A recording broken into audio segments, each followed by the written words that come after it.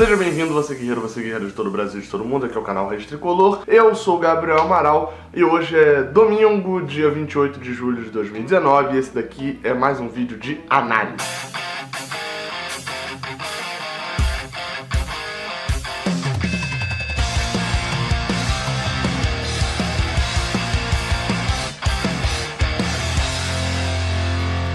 Antes de mais nada, dois recadinhos importantes. O like aqui embaixo, que você nunca pode esquecer. E também de que tem um vlog. Hoje é domingo, eu tô lançando esse vídeo aqui na tarde do domingo. Mas hoje de manhã, pra quem tá vendo isso na data do lançamento, neste domingo de manhã eu lancei um vlog de Fluminense São Paulo. Vai lá ver como foi estar dentro do estádio nessa partida, tá aparecendo aí no card. Beleza? Vambora. Eu tô gravando esse vídeo aqui, quem foi lá ver o vlog, ou enfim, já viu aí, já viu a análise de ontem, etc. Eu tô com a mesma camisa porque eu tô gravando isso daqui por volta de 4 horas da manhã, que é quando eu terminei de editar vlog, que eu terminei de editar tudo. E aí, depois de conversar muito com a galera lá no Twitter, eu vi a necessidade de gravar esse vídeo aqui dessa análise. Nem cheguei a fazer um roteiro propriamente, né, mas por tanto conversar ali no Twitter, eu tenho algumas coisas aqui que estão na minha mente. A primeira delas é, a torcida do Fluminense precisa entender, e alguns entendem, né, não vou generalizar aqui, mas acho que a massa toda, boa parte, precisa entender que criticar atitudes de Fernando Diniz é totalmente diferente, ou não totalmente diferente, não, é bem diferente de querer a demissão dele. Criou-se uma polarização que ou você quer a demissão de Fernando Diniz, ou então quer um contrato vitalício para ele ser treinador do Fluminense. Não. As pessoas centradas estão aqui no meio, que entendem que Fernando Diniz tem alguns defeitos, alguns que dá para mudar, alguns que não vai dar para mudar, alguns que ele tá em transição, e enfim, tem alguns problemas, porém é a melhor opção hoje para o Fluminense. Então, dado isto, o meu ponto aqui, esse vídeo de análise vai ser centrado nisso. Os defeitos que Fernando Diniz tem, porém, ele não é para ser demitido agora. E esses defeitos, vocês... É engraçado. Quem vê vídeo de análise pocket aqui no canal, né? Eu sei que nem todo mundo vê, às vezes tem gente que vê vídeo de análises, assim, de análise raiz, mas não vê a análise pocket no pós-jogo. Mas deixa eu só exemplificar um negócio pra vocês. Quando é jogo que o Fluminense ganha, alguns, eu diria que a maioria, Fluminense Grêmio, Fluminense Penharol, são vídeos que o Fluminense ganhou e eu fiz críticas a coisas que o Fernando Diniz errou, algumas críticas um pouco mais leves, algumas um pouco mais agudas, mas enfim, eu normalmente tenho ali uma crítica também. Por quê? Porque eu tento sempre ver o lado inverso. Se o Fluminense despontou pra partidaça, eu vejo aqui que, olha, teve esse pequeno problema aqui. E assim como quando o Fluminense perde um jogo jogando muito mal, como foi o caso do jogo contra o Vasco, por exemplo, eu tento ver ali um lado com um pouco mais de otimismo. E aí, o que isso tem a ver com o trabalho de Diniz, né? Se a gente pegar o Campeonato Brasileiro, o que mais se desesperou e ficou aí famoso na noite aí, um monte de gente compartilhando a imagem do Sport Interativo, comparando ali que os 25% de aproveitamento dele no Atlético Paranaense com o Fluminense. Começou isso aí, quando falaram de demissão, o primeiro pensamento é, beleza, se tiver um Thiago Nunes no Fluminense, a gente demite Fernando Diniz e fica com o Thiago Nunes, que o Atlético Paranaense não deu certo porque demitiu o Diniz. O Atlético Paranaense deu certo porque tinha Thiago Nunes lá. Se ele demite Diniz e contrata o Valdemar Lemos, ou contrata o Ricardo Drubsky, ele ia se dar mal. Certo foi Thiago Nunes. Não é só porque Thiago Nunes deu certo lá, de que é só a gente demitir Diniz também que vai dar certo aqui. E aí, falando sobre esse aproveitamento de Diniz no Campeonato Brasileiro, né, 25%, são 2 vitórias em 12 jogos. Uma crítica que ele recebeu muito e que eu ali comentando no Twitter acabei, enfim, muita gente colocando como resposta aos meus tweets, é de que jogar bonito não traz pontos, né? Ai, esse negócio de jogar bonito e não pontua, não sei o que, é como se também quando a gente jogasse feio, né, que não sei nem o que jogar bonito esse de Diniz, mas enfim, quando se jogasse feio, a gente também pontuasse pra caramba, né? Tem gente até que tá comparando a pontuação de Abel Braga em 2018 com a de Fernando Diniz em 2019, na 12ª rodada, só que a gente vai lembrar que aquele time de Abel Braga conseguiu alguns pontos no aborto ali, né? Conseguiu ponto contra a Vitória, ponto contra Cruzeiro, contra o São Paulo, o próprio São Paulo mesmo no Maracanã, pontos contra a Chapecoense no Maracanã, de uma forma assim que a gente não sabe como ver aqueles pontos, porque o outro time jogou muito muito melhor do que a gente. E aí depois a gente viu o colapso que foi quando enfrentou o Flamengo, quando enfrentou o Santos, perdendo jogos sendo dominado pelo adversário. Já no caso de Fernando Diniz, provavelmente, eu ainda não parei de fazer essa conta, mas provavelmente é o pior início em casa. São os 6 primeiros jogos do Fluminense como mandante no Brasileirão. Deve ser o pior início nos pontos corridos. São 6 jogos e apenas uma vitória e 2 empates, ou seja, em 6 jogos o Fluminense fez 5 pontos. Só que desmembrando para analisar cada um desses jogos, vamos ver qual é a culpa de Fernando Diniz aqui. Mas antes de eu ver aqui qual é a culpa, eu preciso te perguntar um negócio. Qual é a função do treinador? O treinador, e Diniz repete muito isso na coletiva, e eu sempre corroborei com isso daí, né? O treinador, ele precisa treinar a defesa para que ela seja transponível e precisa fazer o ataque, treinar o ataque, para que ele crie o maior número de chances possível de gol, o mais próximo possível das traves, né? Para que se crie muitas chances, e aí a conclusão depende do jogador, é técnica, não é tática. Sobre a nossa defesa, é fato, e eu sempre bato nisso aqui, de que a nossa defesa fica muito exposta pelo estilo de jogo que a gente joga, são muitos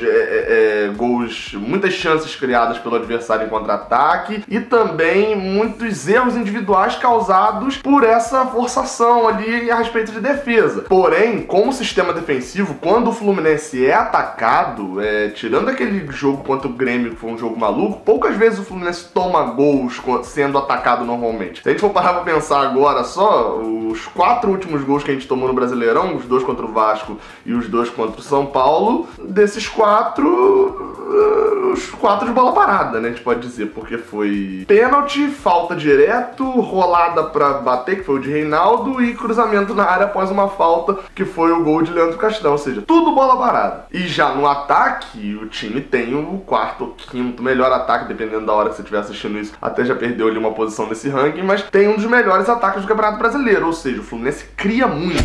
Pegando os jogos em casa, a gente vai relembrar de contra o Goiás, foi um jogo até disputado, o Goiás teve algumas chances, o Fluminense não jogou tão bem, mas Luciano perde o pênalti quando o jogo tá 0 a 0 e tem um gol anulado de Everaldo, pra mim, totalmente equivocado. No último lance do jogo, gol do Goiás. A gente passa pro jogo seguinte, um massacre absoluto do Fluminense contra o Botafogo, e a gente vai lembrar de novo de várias chances criadas e desperdiçadas por erros técnicos dos jogadores. Ou seja, mais uma partida onde a função do treinador foi cumprida e o dos jogadores ali envolvidos não. A gente passa pro jogo contra o Cruzeiro. Olha como o negócio é muito perverso. O jogo contra o Cruzeiro, o Fluminense até fazer 1 a 0 tomou uma pressão. Em alguns momentos eu achava que o Cruzeiro ia abrir o placar. Aquele gol de Nino de cabeça abre uma situação ali pro Fluminense. Quando ele faz 1 a 0, logo depois o Luciano faz o segundo, né, no iniciozinho do segundo tempo. O Cruzeiro diminui e quase empata o jogo. Se o Cruzeiro empata o jogo ali, era uma outra partida. O Fluminense acabou não sofrendo empate, foi ameaçado. O João Pedro entrou e arregaçou, virou 4 a 1. O 4º jogo do Fluminense em casa é contra o Flamengo. Esse é mais um jogo onde o futebol que a gente fez, as chances que a gente criou, não ficou tão compatível com o resultado. É óbvio que o Flamengo tem um bom time, a gente bateu de frente ali com eles, em alguns momentos até jogou melhor, e o 0 a 0 acho que talvez esse seja o que mais reflete ali o que foi o jogo, né? Essa trocação toda, o 0 a 0 acho até que merecia se ser 1 a 1 ou 2 a 2, e se tivesse que ter um ganhador era a gente, mas jogamos, batemos de igual para igual com um time em que 3 jogadores têm a nossa folha inteira de batendo salário. A gente passa pro jogo seguinte em casa, que foi o jogo contra o Ceará. Esse é um jogo onde a gente teve dificuldade ali para criar e etc.